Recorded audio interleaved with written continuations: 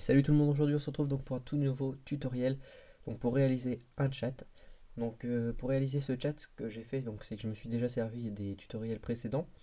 Donc c'est-à-dire en fait déjà d'avoir des comptes créés.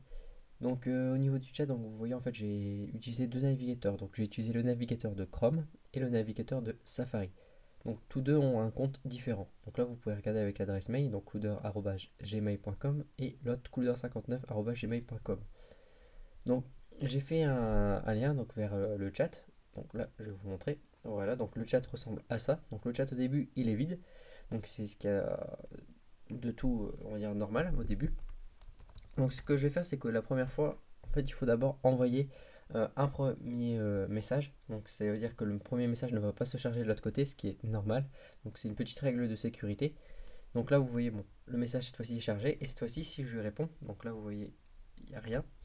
Je vais lui répondre, donc je vais lui mettre salut, comment tu vas?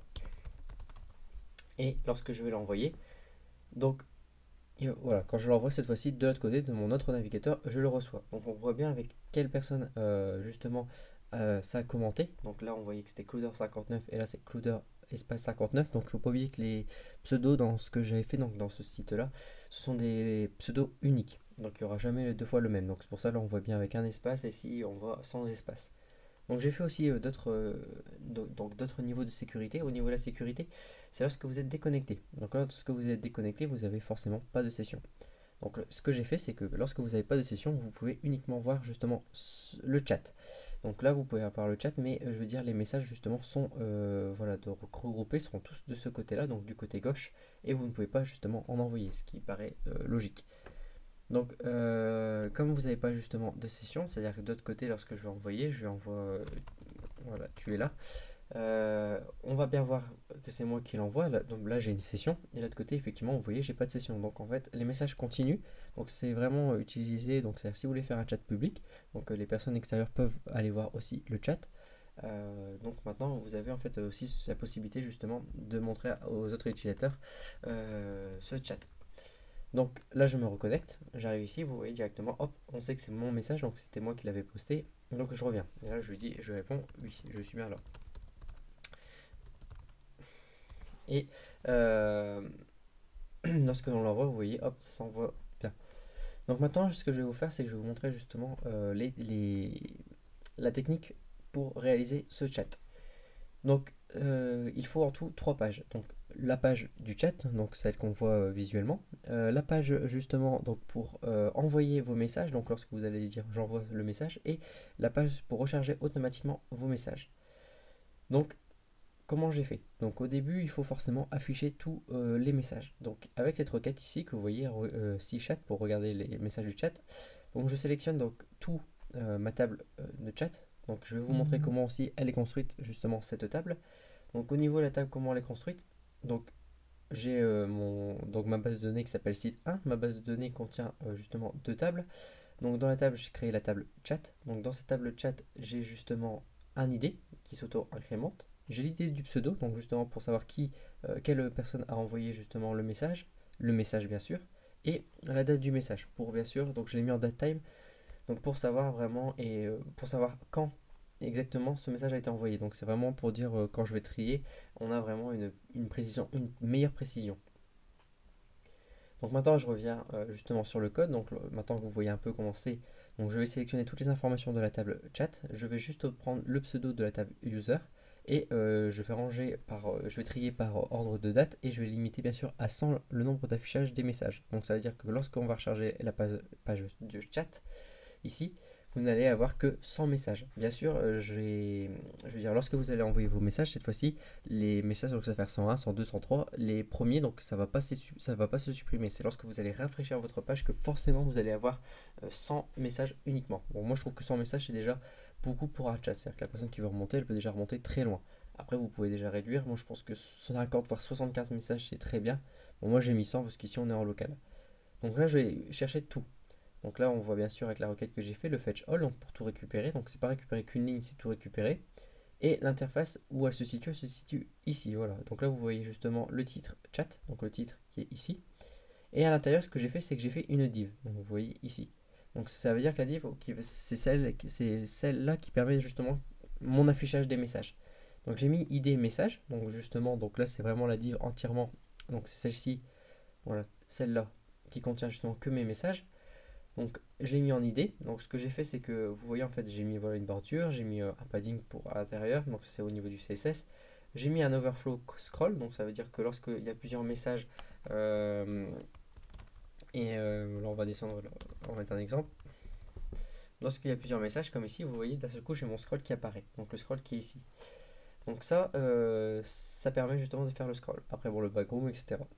Donc maintenant on va faire l'affichage des messages. Donc lorsqu'on fait, on veut afficher justement les messages. Donc là c'est pour avoir justement la date. Donc ici, parcloader le 16 octobre 2017. Ah voilà, là c'est pour avoir exactement la date. Donc ces deux fonctions, ça permet d'abord de créer une date, vraiment une date. Et derrière, bah voilà, on peut attribuer justement le format à cette date. Donc là, c'est tel format que j'ai envie de lui attribuer. Donc vous êtes obligé de mettre ça, même malgré que ici c'est déjà une date, parce que faut obligatoirement créer le créer avant d'appliquer un format. Donc derrière, en fait, vous vous rappelez, je vous ai dit que lorsque vous avez une session, donc ici, si on a une session, alors on va afficher justement le message en bleu. Donc c'est-à-dire que si bien sûr l'idée que là on a actuellement et correspond bien à l'idée de ma session, hop, ça veut dire que c'est mon message à moi. Donc on va l'afficher. Donc lorsque j'affiche le message, donc bien sûr le message va s'afficher en bleu à droite. Donc là c'est ce que vous voyez ici dans le CSS. Donc là à droite je le mets et la couleur bleue qui est ici.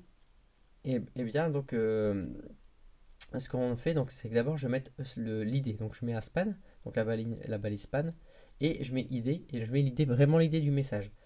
Derrière après je mets le message et voilà je mets par qui il a été envoyé. Donc pourquoi je mets justement l'idée du message? Bien sûr après de l'autre côté, si vous n'êtes pas connecté, vous avez vu c'est le même résultat mais du côté gauche avec une autre couleur.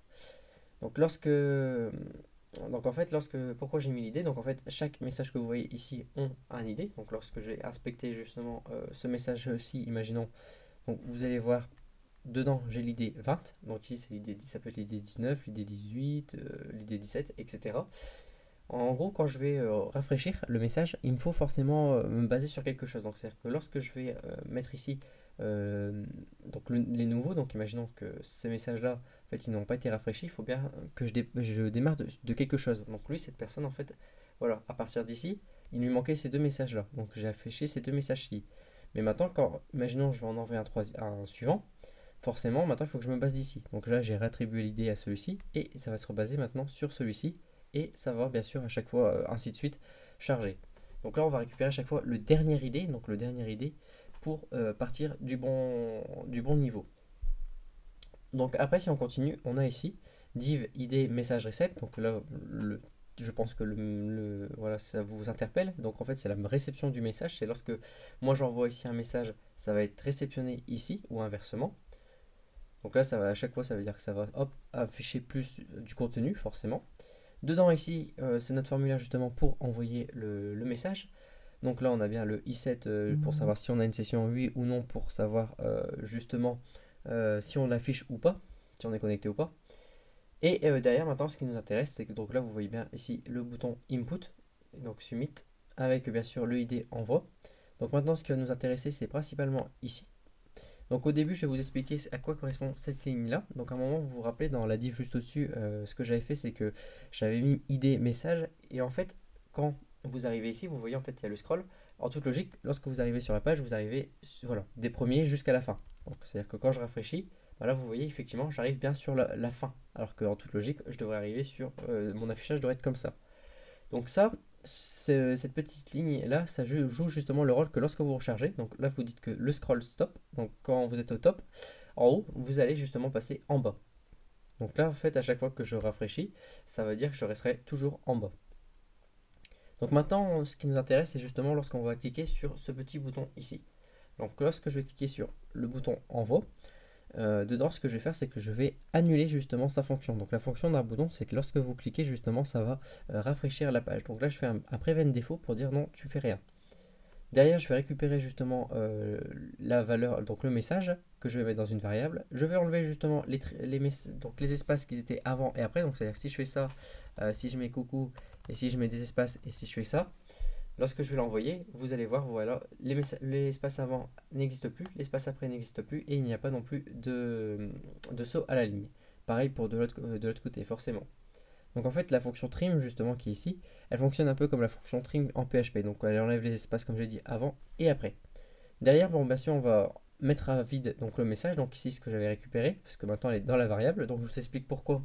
C'est-à-dire que si vous le mettez justement après, ici, juste là, en fait, ça veut dire que si la personne a dit, bah mince, j'ai un réseau un peu long, je clique. Là, en fait, ça est en train de faire votre traitement ici. Donc c'est-à-dire qu'on est sur la page send message et on n'est pas encore arrivé ici. Donc la personne peut cliquer, imaginons 5 fois et vous allez avoir 5 fois votre message. Alors là, vous dites, non, non, non, il ne faut pas que je fasse ça.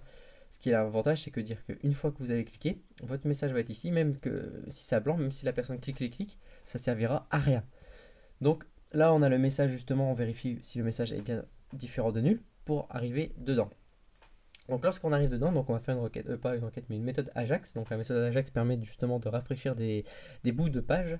Donc là, c'est ce qu'on fait pour justement rajouter du contenu dans notre HTML. On peut même aussi en supprimer. Donc dedans, voilà, on va justement donc, dans mon dossier fonction et on va à ma page send message ou auquel on va lui envoyer justement le message. Donc dedans, ça, le type c'est un get, donc c'est-à-dire de l'autre page, je vais récupérer justement des informations.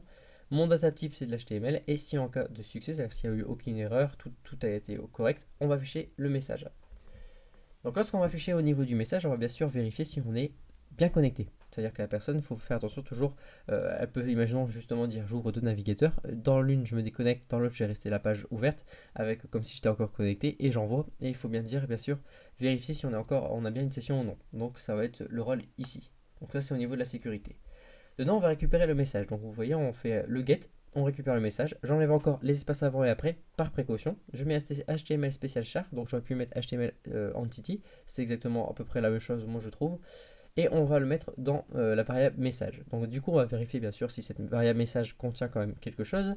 Si elle contient bien, et ben avec l'idée de l'utilisateur, on va venir vérifier que cet utilisateur existe bien, c'est-à-dire qu'entre temps, l'utilisateur n'est pas supprimé aussi son compte. Donc s'il existe encore, donc c'est parfait. Ce qu'on va faire, c'est qu'on va bien sûr insérer cette fois-ci notre fameux message. Donc au niveau du message, on va insérer donc l'idée de l'utilisateur, le message et la date la date à laquelle le message a été envoyé justement. Donc cette fois-ci, on va bien sûr sélectionner une fois que ça a été dedans. En fait, on va sélectionner pour récupérer juste l'idée justement du message qui a été envoyé. Donc cette fois-ci, on va récupérer par l'idée du pseudo, donc c'est-à-dire ma session. Pourquoi en fait on va pas dire voilà je vais récupérer le dernier message parce que si imaginons vous avez 100 utilisateurs, vous avez d'un seul coup, imaginons peut-être vous envoyez le vote premier et d'un seul coup vous en avez 10 autres. Donc ça va peut-être récupérer le dernier des autres personnes alors que nous on sait sur qui on veut se baser sur vous. Donc c'est-à-dire sur l'utilisateur en cours. Donc c'est pour ça qu'on met l'idée de la session en cours. Donc comme ça on récupère justement le dernier idée et après on fait encore exactement la même méthode. Donc c'est-à-dire cette fois-ci on sait que c'est moi qui l'envoie forcément parce que je suis connecté. Donc le message sera en bleu de mon côté. J'attribue l'idée qui est ici au span et derrière bien sûr, c'est-à-dire qu'une fois qu'on a envoyé le message, donc je vais vous montrer. Donc on se met tout en haut ici comme ça. La personne est ici en bas.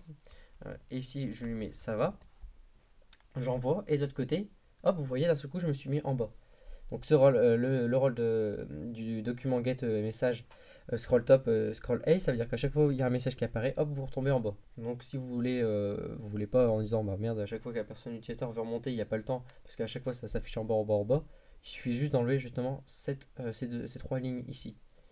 Donc maintenant on revient sur le chat. Donc là vous avez vu comment justement on envoie le message. Donc au niveau du chargement des messages, c'est à peu près la même chose. Donc ce que j'ai fait, c'est que j'ai utilisé la méthode setIntervalle, donc qui me permet de charger justement une fonction ou d'appeler une fonction à un intervalle régulier. Donc l'intervalle, ce que j'ai fait, c'est que j'ai fait une seconde. Donc là, c'est vraiment une seconde. Donc c'est très rapide, hein. Faites attention, lorsque vous avez un gros serveur, vous pouvez mettre 500 millisecondes, une seconde, voire une seconde 5. Après, si vous avez vraiment un serveur pas terrible, moi je vous conseille plus de mettre déjà une seconde 5, voire maximum 5 secondes. Ne vous inquiétez pas, c'est 5 secondes, c'est pas on va dire la fin du monde, bien sûr. Donc on arrive, donc maintenant on appelle justement la méthode load message, donc ici, donc chargement du message. On va récupérer donc j'écris une variable qui va récupérer le dernier ID. Donc dans mon formulaire, pas mon formulaire, mais mon div où ces messages, on va récupérer la balise span, donc il n'y en a qu'une seule, donc ça c'est bien.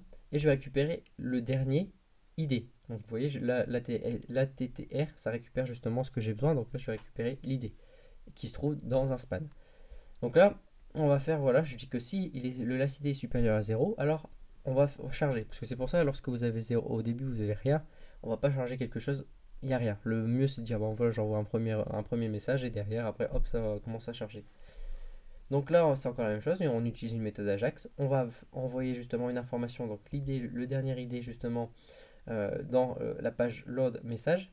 Et derrière, bon, c'est encore du get HTML, et derrière, on affiche le message. Donc si vous voulez afficher les messages d'erreur, donc comme ici, erreur fonction, j'ai mis oups, une erreur est survenue lors du chargement du message, vous pouvez le faire. Donc moi, je vous conseille pas de le mettre, parce que surtout à cette fonction-là, parce que ça veut dire que s'il y a une erreur, toutes les secondes, ça va, à chaque fois, la personne va enlever, toutes les secondes, ça va toujours s'afficher. Donc là maintenant on va arriver justement sur la page Load Message, donc pour charger justement les messages. Donc qu'est-ce qu'il y a dedans de particulier. Donc en fait on va vérifier justement si on a bien un ID, que l'ID ça soit bien un IND, c'est-à-dire que si c'est pas un IND, bon bah il n'y aura rien, et du coup ici ça va rien trouver et on ne fera pas ici. Donc s'il trouve bien quelque chose, on arrive, on fait la requête. Donc la requête ici c'est à peu près, c'est exactement la même que celle qui était dans le chat, sauf que on va démarrer à partir d'un certain ID. Donc c'est-à-dire si imaginons je récupère l'ID numéro 7, on va commencer à partir de l'ID 8. Donc ça va faire 8, 9, 10, si on a 10 messages, ça va afficher les 10 messages à partir de l'ID 8.